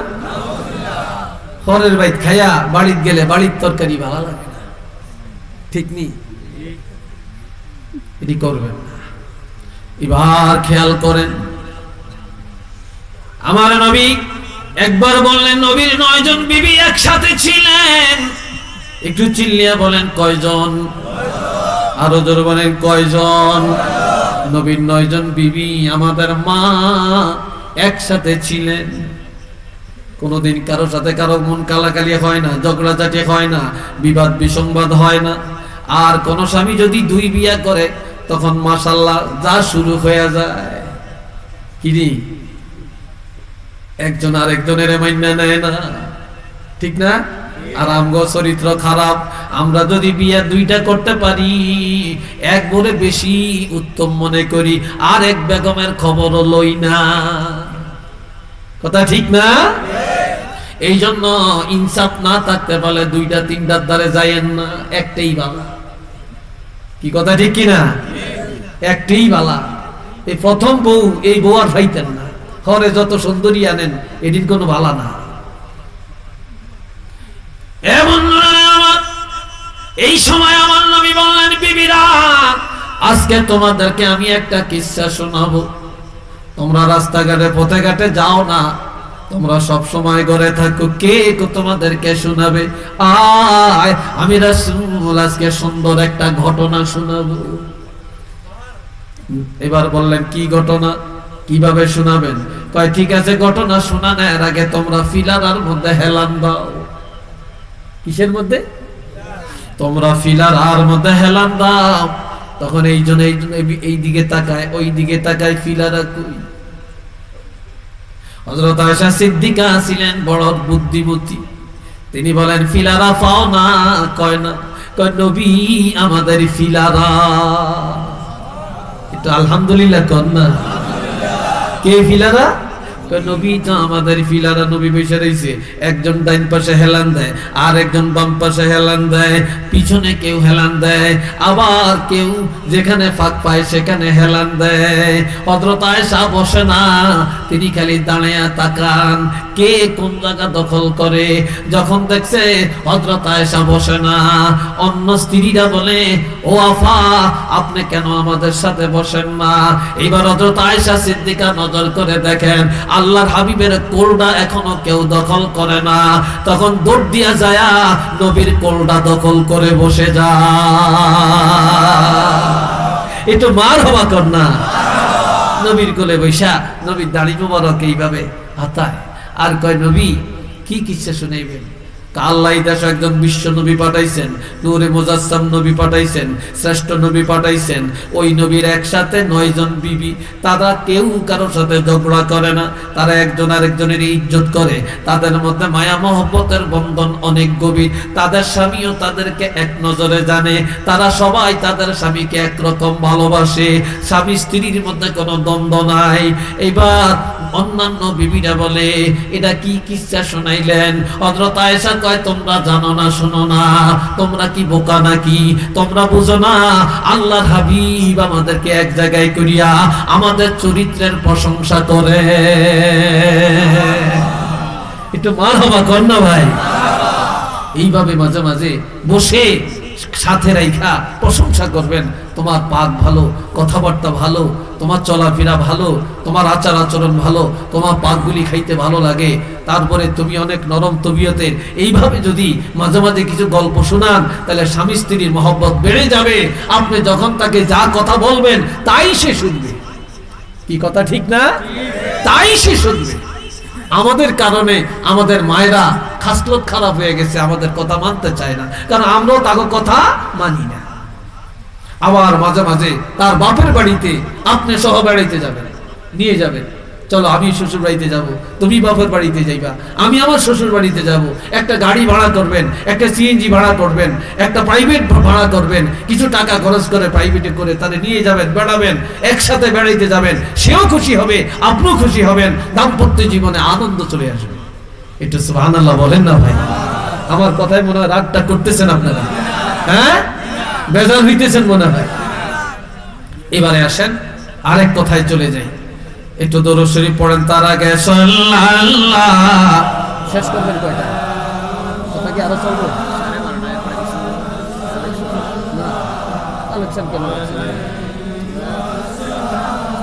সাল্লাল্লাহু আলা মুহাম্মদ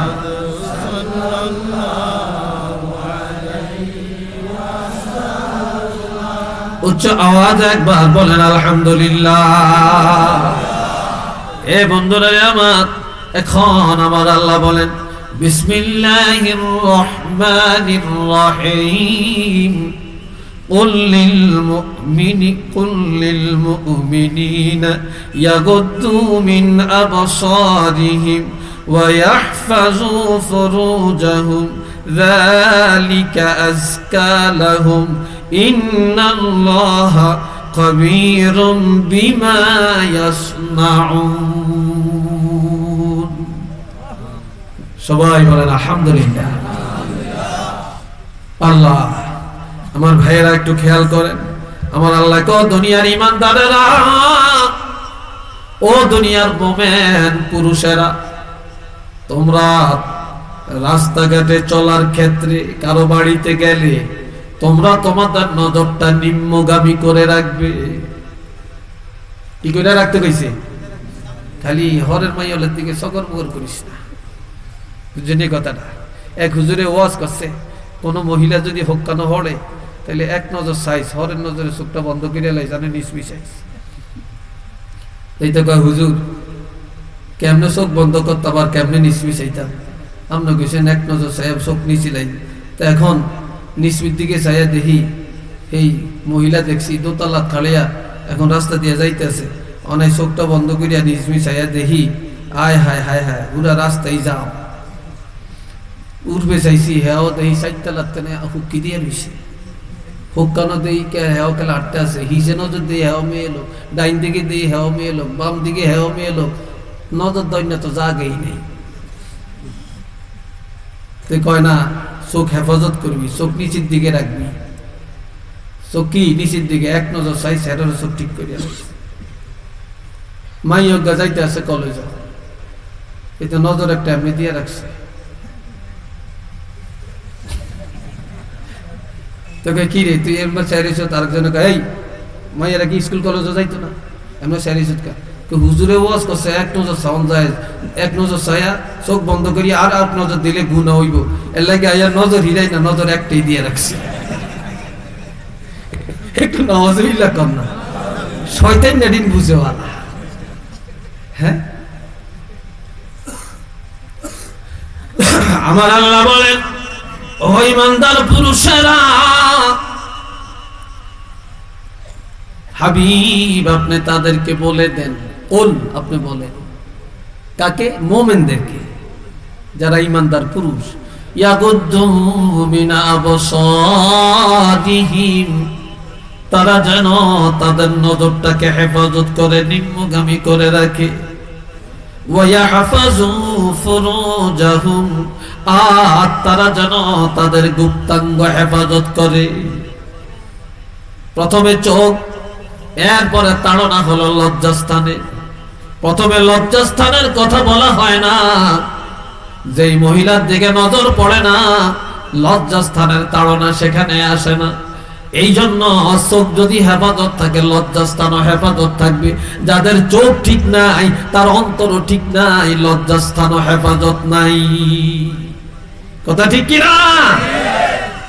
এই জন্য আমার আল্লাহ বলেন, হাবিব আপনি বলে দেন মুমিনদেরকে তারা যেন তাদের নজরটাকে হেফাজত করে আর লজ্জাস্থানের হেফাজত করে।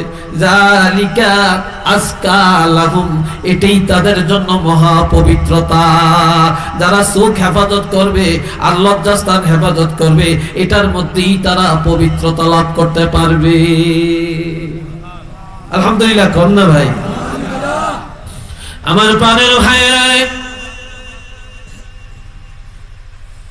এরপরে আমার আল্লাহ বলেন, কুল্লিল মুমিনাত, হাবিব মুমিনা নারীদেরকে বলে দেন, মেয়েরা যেন বাড়িতে আলেম আসবে, পিসাব আসবে, সাবজাদারা আসবে, বিয়ে শাদী হবে, দুলা আসবে, বর আসবে, বর যাত্রী আসবে, স্বামীর বন্ধু বান্ধব আসবে, মহিলারা যেন তাদের দিকে নজর না করে, তারা যেন কি না মারে, তারা যেন চোখটাকে হেফাজত করে রাখে, নিম্নগামী করে রাখে।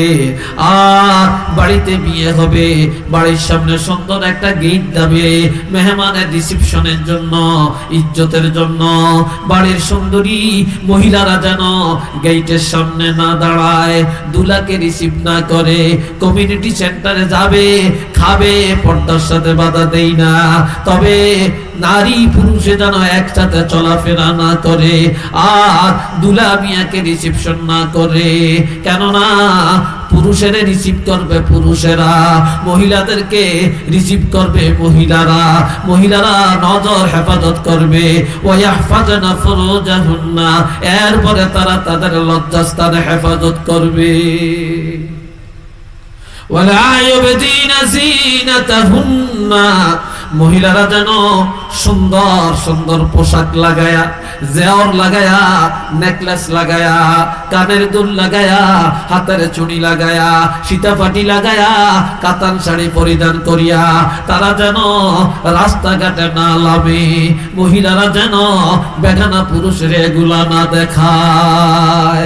ওয়ালিয়া দরিবনা বেখমরিহিন্না আলা জুয়ুবিহিন্না, মহিলারা যেন পাতলা কাপড়ের ওড়না ব্যবহার না করে, যার দ্বারা তার বুকের বাড়তি অংশ পুরুষের নজরে পড়বে, শরীরের অংশ মানুষে দেখবে।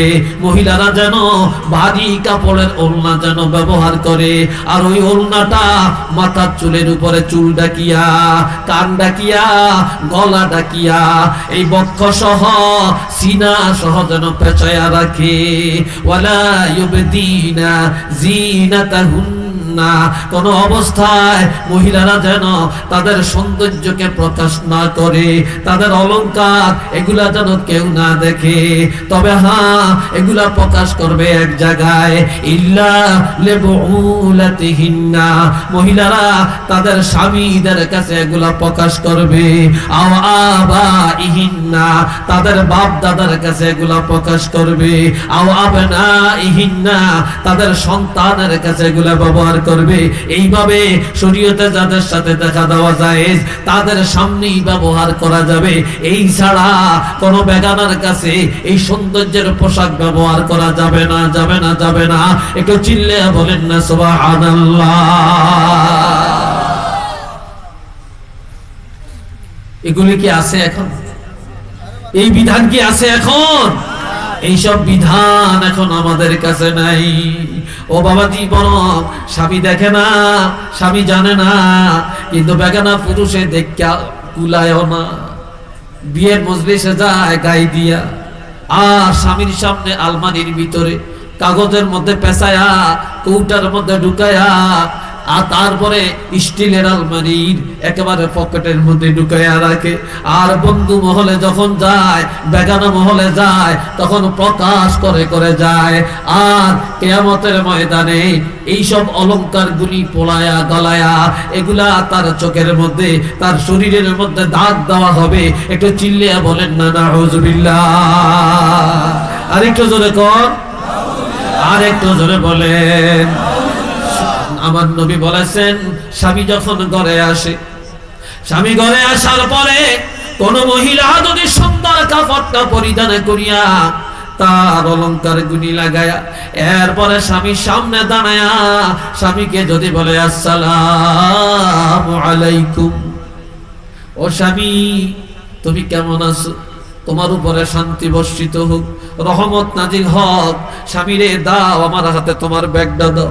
তুমি ঢাকা থেকে আসছো কষ্ট করে, চিটাগাং থেকে আসছো, লন্ডন থেকে আসছো, আমাদের জন্য কত কষ্ট করেছো, তোমার ব্যাগ আমার হাতে দাও। এইভাবে স্বামীর হাত থেকে ব্যাগটা কাড়িয়া নিল, আর সুন্দর পোশাক নিয়া হাসি মুখে স্বামীর সামনে দাঁড়াইয়া গেল, সালাম দিল। আর স্বামী ওয়ালাইকুমুস সালাম বলল। আল্লাহর হাবিব বলেন, এই মহিলার আমলের মধ্যে আমার আল্লাহ অর্ধেক জিহাদের সওয়াব দান করে দেয়।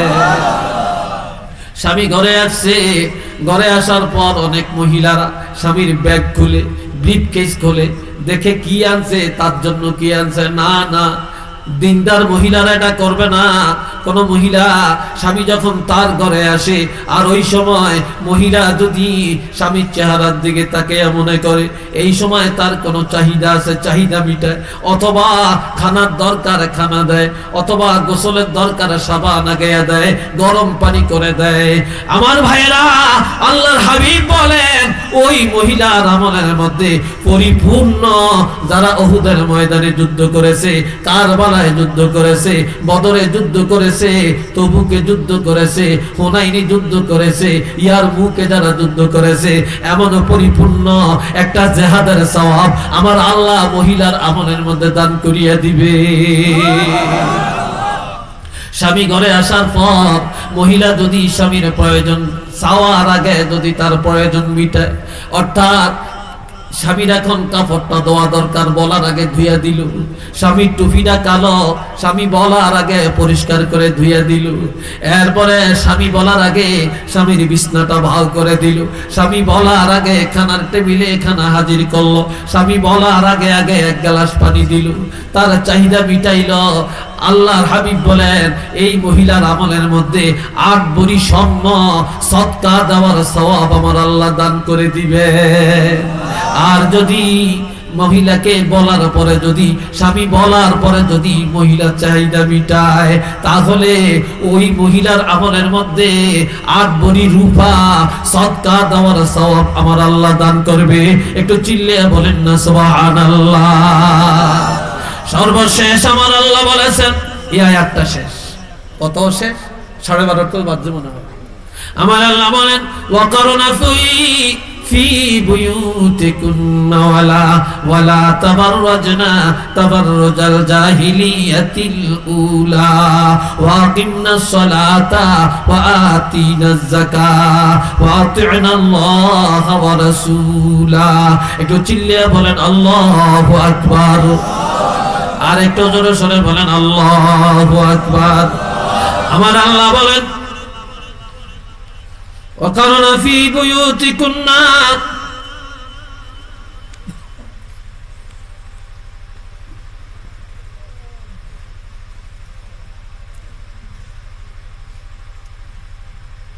আমার ভাইয়েরা, বন্ধুরা নে আমার, এই সময় মহিলা,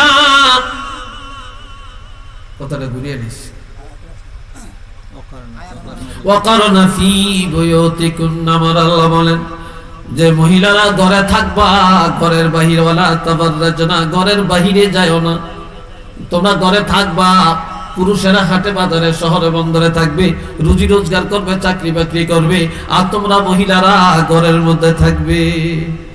তবে বাহিরে যাওয়া নিষেধ না, যাইতে পারবা। মহিলারা ঘরের বাইরে যাইতে পারবে 3টা শর্তে। যদি বলেন কয় অবস্থায়? ও যুবকেরা বলো কয় অবস্থায়? মহিলারা 3 অবস্থায় ঘরের বাহিরে যেতে পারবে। 1 নম্বরে ইলমে দ্বীন শিখার জন্য ঘরের বাহিরে যাইতে পারবে। কোরআন হাদিসের ইলম শিখার জন্য, হালাল হারাম বুঝার জন্য, সুশিক্ষার জন্য পর্দা লাগায়া, বোরকা লাগায়া ঘরের বাহিরে যাইতে পারবে। 2 নম্বরে মহিলারা রোগ শোক হলে চিকিৎসার জন্য পর্দার সাথে ঘরের বাহিরে যেতে পারবে।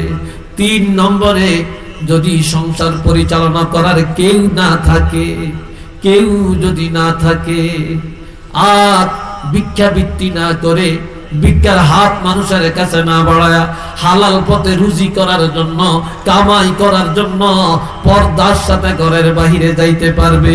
এই 3 অবস্থার বাহিরে মহিলাদের যাওয়ার বিধান নাই। আর আমার নবী বলেছেন এই 3 অবস্থা তো যাইতে পারবে। আর সাথে সাথে সে স্বামীর বাড়ি থেকে বাপের বাড়ি, বাপের বাড়ি থেকে স্বামীর বাড়ি, জি জামাইয়ের বাড়ি, আবার জি জামাইয়ের থেকে স্বামীর বাড়ি, এইসব আত্মীয়ের বাড়িতে আসা যাওয়া করতে পারবে। তবে দায়ুসের মতো না, জাহিলি যুগের নারীদের মতো না। কেননা আমার আল্লাহ বলছেন তাবাররুজাল জাহিলিয়াতিল উলা, যদিও পর্দার বাহিরে যাও, তোমরা জাহিলি যুগের মেয়েদের মতো যাও না। এখন ঘরে থাকিয়া কি করবা? স্বামীরে বুঝিয়ে উনিয়ে কয়, স্বামী ঘরে তো মন টিকে না, কাম কাজ নাই, কি করবো?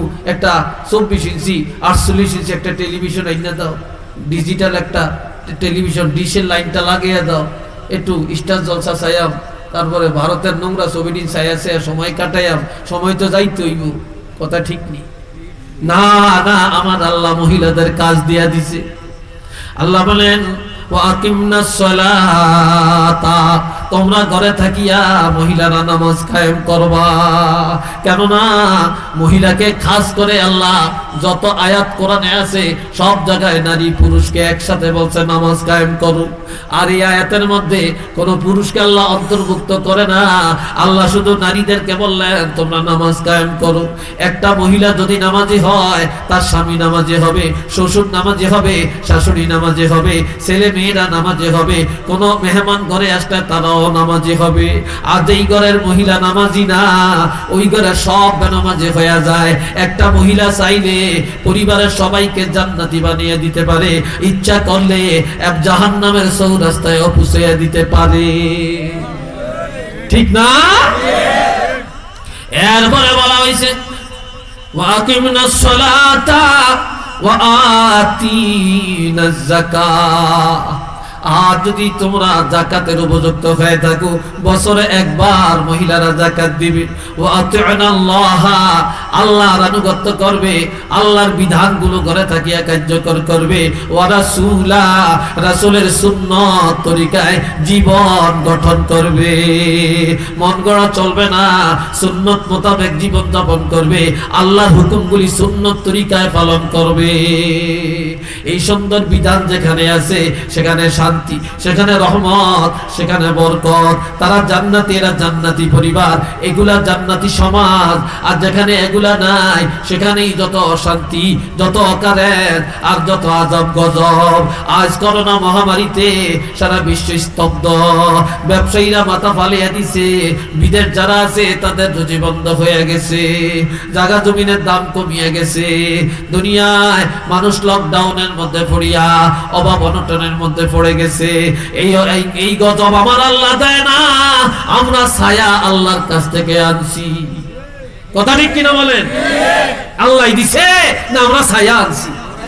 আমরা ছায়া আনছি না? আল্লাহ কি গজব দেয়? কোন মন তাহলে আল্লাহ গজব দিয়ে ধ্বংস করে দিতে চায় নাকি? কখনো না। আমাদের চরিত্রের কারণে যেই জমিনে জিনা বাড়বে, ব্যভিচার বাড়বে, মহিলারা অবাধে চলবে, যুবকরা বেহায়াপনা হয়ে যাবে, লজ্জা শরম উঠে যাবে, হারামের মধ্যে নিমজ্জিত হয়ে পড়বে, সুদের আড্ডাখানা শুরু হবে, ঘুষের কারখানা শুরু হয়ে যাবে, হালাল হারামের তমিজ থাকবে না, জিনা ব্যভিচার বেড়ে চলবে, মদ জুয়া এগুলা যখন অবাধ আসবে তখন এই জমিনে আর রহমত থাকবে না, গজব জমিনে আসবে আর জমিনের রহমত উঠিয়া যাবে। একটু চিল্লিয়ে বলেন না নাউযুবিল্লাহ। এখন আমরা খাস তওবা করি, সংশোধন হয়ে যাই, পর্দার বিধান জারি করি, কোরআন হাদিসের এই সুন্নাত মোতাবেক, কোরআন সুন্নাহ মোতাবেক জীবন গঠন করি, আল্লাহর রহমত আসবে। চিল্লিয়ে বলেন আসবে কিনা?